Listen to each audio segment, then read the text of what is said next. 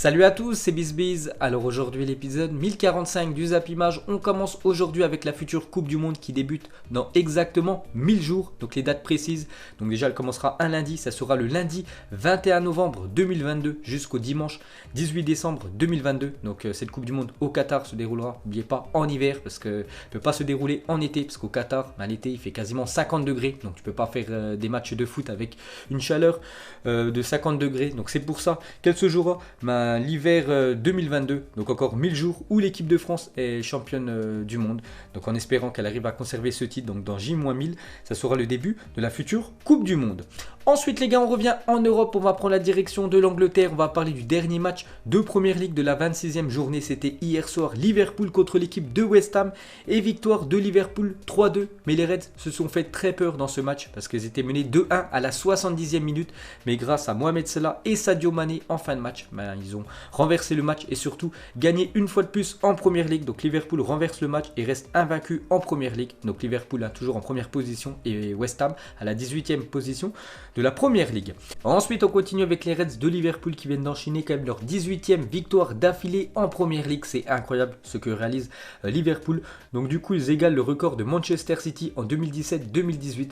Donc le prochain match de Liverpool, ça sera le week-end prochain, un déplacement du côté de Watford. Donc s'ils gagnent du côté de Watford, ça sera eux qui auront le record de nombre de victoires d'affilée en Première Ligue. Donc incroyable cette saison les Reds. Donc pour continuer avec eux, donc ils sont à seulement 4 victoires du titre de champion d'Angleterre. Donc regardez les 4 prochains matchs de Liverpool en PL. Donc Watford, Bournemouth, Everton et Crystal Palace. Donc ils pourraient être quand même sacrés champions du côté de Everton. Si City actuellement en deuxième position s'incline lors des futurs matchs, il suffira de moins de victoires pour Liverpool pour être sacré champion de Première Ligue. Donc pourquoi pas être sacré du côté de Everton, le voisin. N'oubliez pas que Anfield et le stade de Everton sont distancés de seulement 1 km. Donc voilà une petite info sur Liverpool. Donc il devrait être normalement sacré champion d'Angleterre courant mars. Ensuite les gars, on va parler de Alexander Arnold, actuellement meilleur défenseur droit de la planète et il confirme match après match qu'à seulement 21 ans, il a un gros potentiel et seulement 2 fois dans l'histoire de la Première Ligue, un défenseur est parvenu à atteindre la barre des 12 passes décisives délivrées sur une saison. Donc les 2 fois seulement, c'est Alexander Arnold la saison dernière et cette saison parce qu'hier il a quand même fait 2 passes D lors du match contre West Ham. Donc Alexander Arnold a délivré hier soir sa 11e et 12e passe décisive de la saison en Première Ligue. Donc il revient à 4 longueurs de Kevin De Bruyne qui compte actuellement 16 passes décisives en Première Ligue. Donc le milieu belge, c'est lui le meilleur passeur, mais le deuxième meilleur passeur de l'APL, c'est Alexander Arnold qui est quand même défenseur. Ensuite on ouvre la page Ligue des Champions car cette semaine c'est les 4 dernières affiches des 8e de finale. Donc ce soir ça sera Chelsea-Bayern et Naples-Barça. On commence déjà avec le match Chelsea-Bayern. Donc déjà une déclaration de Flick, donc l'entraîneur du Bayern Munich. Il a dit Chelsea est une équipe qui joue parfois de façon très insouciante. Ça a des avantages offensivement parce qu'ils sont très rapides pour mener les attaques. Mais défensivement ce n'est pas irréprochable. Ils encaissent pas mal de buts. Donc voilà ce qu'a dit l'entraîneur allemand, l'entraîneur du Bayern Munich, que ce soir peut-être il va certainement jouer en contre-attaque avec son équipe allemande et il va laisser venir cette équipe de Chelsea et en gros il dit que la défense de Chelsea elle prend pas mal de buts, donc il va essayer de jouer en contre et faire un résultat ce soir en Angleterre. Ensuite pour continuer sur cette affiche, on peut voir que c'est Clément Turpin, un arbitre français qu'on voit souvent en Ligue 1, qui arbitrera le match ce soir entre Chelsea et l'équipe du Bayern.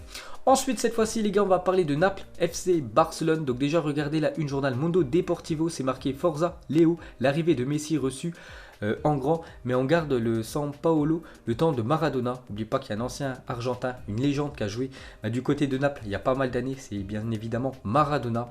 Donc c'est un terrain invaincu depuis 2017 et le Barça de Sétienne cherchera à marquer pour se mettre sur les rails d'une qualification pour les quarts. C'est vrai que l'équipe de Naples à domicile en Ligue des Champions, mais ils ont fait chuter quand même de grandes équipes européennes. Donc déjà cette saison l'équipe de Liverpool, l'année dernière aussi ils avaient battu l'équipe de Liverpool en Ligue des Champions à domicile.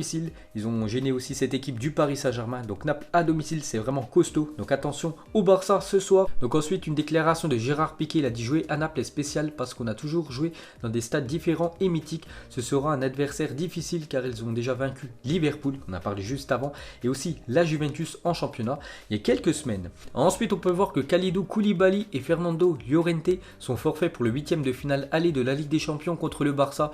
Donc Koulibaly qui vit actuellement une saison très compliquée. Donc il a fait seulement un seul match depuis le 22 décembre dernier. Donc à chaque fois, sinon il est blessé, il avait rejoué, mais il s'est reblessé directement.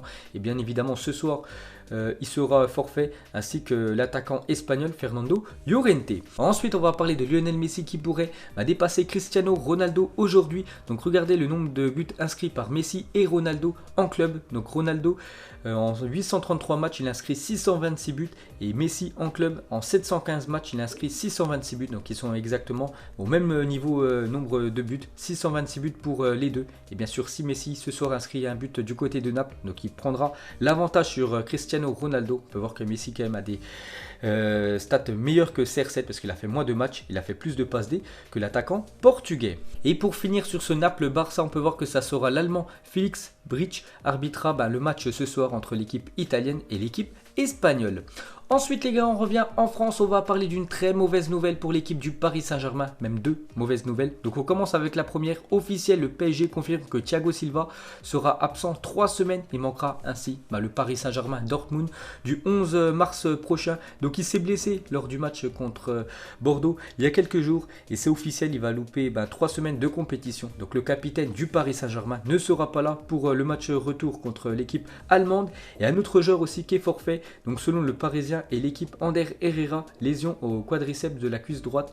Lui aussi est forfait contre l'équipe de Dortmund le 11 mars prochain. Bon, lui après c'est un peu moins important parce qu'à mon avis il n'aurait pas été titulaire Ander Herrera, mais c'est quand même un gros couac pour Thiago Silva. Donc le PSG a annoncé ce lundi les forfaits de Thiago Silva et Herrera pour le 8e de finale retour de la Ligue des Champions face au Borussia Dortmund. Deux gros coups durs pour l'équipe du Paris Saint-Germain. Et n'oubliez pas que ça fait déjà 4 joueurs du PSG qui sont d'ores et déjà absents pour le match retour face à Dortmund. Donc Thiago Silva blessé, Ander Herrera blessé, Marco Verratti lui aussi, c'est un gros couac pour l'équipe du PSG vu qu'il a pris un carton jaune, donc il est suspendu, et aussi Thomas Meunier. Ensuite on va parler d'un autre joueur lui aussi qui est blessé, c'est Eden Hazard qui vit vraiment une saison très compliquée en Espagne, donc est forfait pour le reste de la saison, a annoncé Roberto Martinez, le sélectionneur de la Belgique. Donc il a dit: nous sommes très tristes car cette blessure le mettra à l'arrêt pendant au moins 3 mois. Donc sa participation à l'Euro 2020 est également très incertaine pour le meilleur joueur quasiment de la Belgique, avec Kevin De Bruyne. Donc gros coup dur pour le Real Madrid et peut-être pour la Belgique parce qu'il pourrait manquer l'Euro 2020. Eden Hazard. Ensuite une autre mauvaise nouvelle pour l'équipe du Real Madrid, donc c'est Rodrigo qui a été expulsé dimanche avec la Castilla du Real Madrid, donc l'équipe B du Real, pour avoir célébré son but face au visage du gardien adverse. Donc en gros il a chambré le gardien adverse après son but, donc il a pris un carton rouge direct, donc il est suspendu pour le prochain match, donc il n'est pas là pour le Classico dimanche soir. Et pour finir sur ce Classico Real Madrid Barça dimanche à 21h, donc ça sera Antonio Mateu Lahoz qui a été désigné pour arbitrer le Classico entre le Real et le Barça dimanche à 21h. Donc il a arbitré le match entre Dortmund et le Paris Saint-Germain la semaine dernière. Donc c'est lui à chaque fois qui arbitre le Classico en Espagne. Ensuite direction l'Italie, on en parlait hier, c'était toujours pas officiel, maintenant ça l'est.